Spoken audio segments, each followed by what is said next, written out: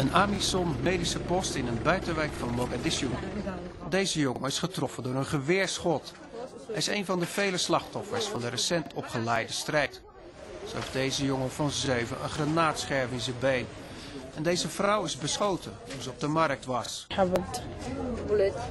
Volgens de arts zijn de meeste patiënten hier vanwege het geweld. If we put it in terms of percentage, it's about 90% of the casualties are related to the war.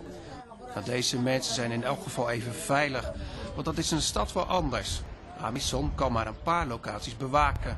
De rest is in handen van de islamisten die terreur uitoefenen op de bevolking. Zoals te zien is op deze propagandavideo. Er vielen bij mortieraanvallen de afgelopen weken tientallen doden en gewonden. En zelfs op de altijd drukke Bakara-markt is het kalm. Het gaat slecht met de handel, zo merkt deze kleermaker.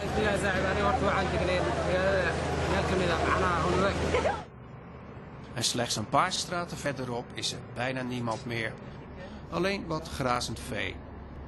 De op de vlucht geslagen bewoners durven er nauwelijks over te praten.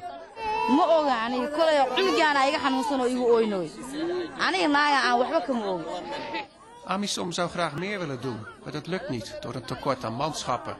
En een mandaat dat niet toestaat de islamisten te verjagen. Isn't that frustrating? Of course it's frustrating. It's frustrating that first and foremost the Somalis expected so much from us. We've not been able to deliver it to them. Er is ook te weinig materieel. En de soldaten zijn hard aan extra training toe. Get ready! Fire! Hoofdtaak van Amisom is het bewaken van de internationaal erkende president van Somalië. En deze houdt zich schuil in zijn ambtswoning in het centrum van Mogadishu. Hij pleit voor snelle uitvoering van de resolutie van de Veiligheidsraad. What happens if the assistance doesn't come soon? dadka ka tirsan al-qaacida inay ku soo qulqulayaan dadka taasna waxay keeni kartaa haddaan xukuumadda la caawin inay gacanta ku dhigaan waana garan kartaa waxa ka dhalan kara markaas.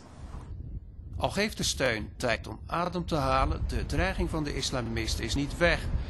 En het kan een tijd gaan duren voor iets van vrede terugkeert op deze straten.